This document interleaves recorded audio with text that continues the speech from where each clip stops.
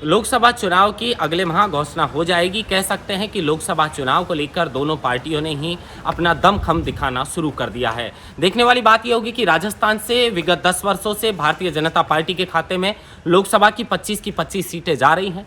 तो क्या इस बार भी 25 सीटें भाजपा लाने में कामयाब होगी या कुछ सीटों पर कांग्रेस सेंध लगा पाएगी? इसको लेकर जो है दोनों ही पार्टियों ने तैयारियां शुरू कर दी। आज मुख्यमंत्री भजनलाल शर्मा ने ईआरसीपी को लेकर जो समझौता हुआ है उसको लेकर प्रधानमंत्री नरेंद्र मोदी को धन्यवाद दिलाने के लिए धन्यवाद यात्रा का आगाज अलवर से किया है। मुख्यमंत्री भजनलाल शर्मा अलवर पहुंच गए हैं और अलवर से इस यात्रा की शुरुआत करके पूर्वी राजस्थान में जो भाजपा की स्थिति है उसको मजबूत करने का काम किया जा रहा है।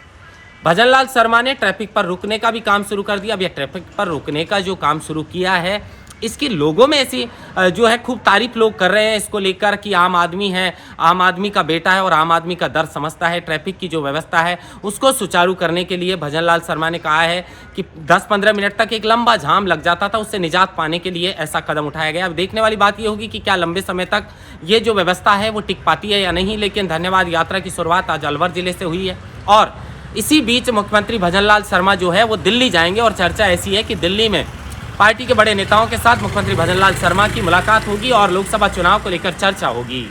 अब इस चर्चा के अंदर क्या कुछ फैसले लिए जाते हैं, उसके बाद ये यात्रा दीघ नगर होते हुए भरतपुर और रूपास होते हुए धौलपुर पहुंचेगी। और 2 दिवसीय ये यात्रा का जो है शुरुआत की गई है। ये सिर्फ 2 दिन चलेगी प्रथम चरण में, उसके बाद फिर से ये यात्रा निकाली जाएगी। लेकिन कल धौलपुर में ये यात्रा होगी और धौलपुर में वापस जो है दिल्ली से भजनलाल शर्मा धौलपुर पहुंचेंगे और फिर यात्रा के अंदर शामिल होंगे।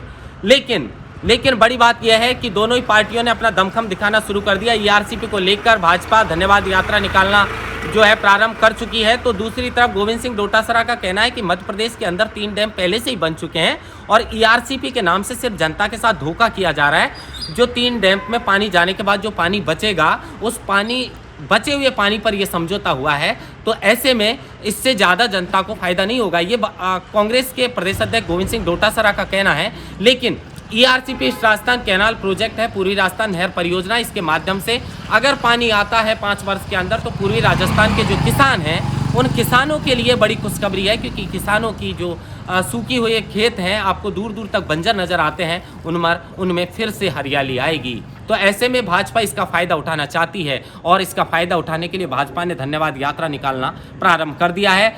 अलवर से इसकी शुरुआत की है, कल धौलपुर। लेकिन आपने देखा होगा कि दूसरी तरफ भाजपा एक तरफ कोशिश ये कर रही है कि किस तरीके से जो है पूर्वी राजस्थान में अपनी स्थिति को मजबूत किया जाए और ऐसा कोई भी काम नहीं किया जाए जिसकी वजह से 25 सीटों में कोई दूसरी पार्टी सेंध लगाने में कामयाब हो।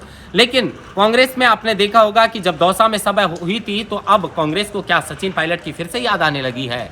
हर कोई नेता सचिन पायलट की बात कर रहा है और अब तो सुखजिंदर सिंह रंधावा जो कांग्रेस के प्रभारी हैं वो भी कह रहे हैं कि क्या मैं तो रूठों को मनाने में लग गया था, कभी इसको मनाओ कभी उसको मनाओ, इसी के बीच खेल हो गया।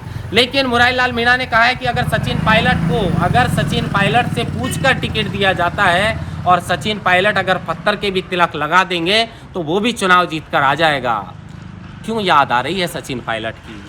क्यों याद आ रही है कांग्रेस को सचिन पायलट की? उस सचिन पायलट की जिसको दरकिनार किया गया था। हालांकि गोविंद सिंह डोटासरा से पूछा, गोविंद सिंह डोटासरा कह रहे थे कि मैं तो किरोड़ीलाल मीणा के साथ अन्याय हुआ है, मैं चाहता था कि वो सूबे के मुखिया बनेंगे लेकिन ऐसा हो नहीं पाया, उनके साथ धोखा हुआ है। तो पत्रकारों ने दौसा में उनसे पूछा कि जब किरोड़ीलाल मीणा के साथ धोखा हुआ है तो फिर सचिन पायलट के साथ क्या हुआ था। सचिन पायलट की बात पे उन्होंने कहा है कि वो सीडब्ल्यूसी के मेंबर हैं, हमारी पार्टी के बड़े नेता हैं, पार्टी उन्हें जो भी जिम्मेदारी देती है उसे बखूबी निभाते हैं, वो हमारी पार्टी का अंदर का मामला है। अगर वो अंदर का मामला है तो वो अंदर का मामला पहले याद आना चाहिए था। अगर विधानसभा चुनाव से पहले उस मामले को अंदर का मामला समझ लिया जाता और सचिन पायलट के अनुसार काम किया जाता और सचिन पायलट की उसमें अगर बात मानी जाती तो शायद आज कांग्रेस को ये दिन नहीं देखने पड़ते। इसका पश्चाताप कांग्रेस पार्टी को है और अब सुखजिंदर सिंह रंधावा ने शायद इसका हल निकाल लिया है। समझ चुके हैं सुखजिंदर सिंह रंधावा कि जिस तरीके की फैन फॉलोइंग सचिन पायलट की है शायद ही कोई नेता होगा राजस्थान के अंदर जिसके पीछे इतना लंबा जुलूस जो सचिन पायलट के पीछे दौड़ता है कोई नेता जिसके पीछे दौड़ता है। तो क्या लोकसभा चुनाव से पहले कांग्रेस को अब सचिन पायलट की याद आ गई और क्या लोकसभा चुनाव के अंदर सचिन पायलट की बात मानी जाएगी, जैसा सचिन पायलट कहेंगे वैसा करेंगे। और अगर ऐसा हुआ तो इतनी बड़ी फैन फॉलोइंग है सचिन पायलट की, तो क्या सचिन पायलट 25 सीटों में कुछ सीटों पर सेंधमारी करने में कामयाब होंगे, ये देखने वाली बात होगी। लेकिन इस तरीके से जिस तरह तैयारियां चल रही हैं दोनों ही पार्टियों की लोकसभा चुनाव की अगले महीने घोषणा होने वाली है, तो भाजपा तो सिर्फ ये सोचती है कि 25 सीटों में कोई सेंधमारी नहीं करे, लेकिन कांग्रेस ने भी प्लान तैयार कर लिया है। हालांकि बहुत सारी चीज़ें कांग्रेस को बदलने की फिलहाल ज़रूरत है, लेकिन प्लान तैयार कर लिया है कि जिन नेताओं की ज़रूरत है और जिन नेताओं से सीट निकल सकती है उन्हें आगे दौड़ाओ, उन्हें सामने लाया जाना चाहिए। इसीलिए अब सचिन पायलट की याद आ चुकी है। देखने वाली बात यह होगी कि क्या एकजुट होकर कांग्रेस लोकसभा का चुनाव लड़ती है। प्रताप सिंह खाचरियावास की भी चर्चा है, सचिन पायलट की भी चर्चा है, कुछ नए यूथ नेताओं की भी चर्चा है। नरेश मीणा जो है सचिन पायलट के खास माने जाते हैं, उनकी भी चर्चा है कि वो लोकसभा चुनाव लड़ेंगे। नज़र हमारी इस बात पर रहेगी, पल पल की अपडेट राजस्थान की राजनीति से जुड़ी हम TV9 के दर्शकों को बताते रहेंगे।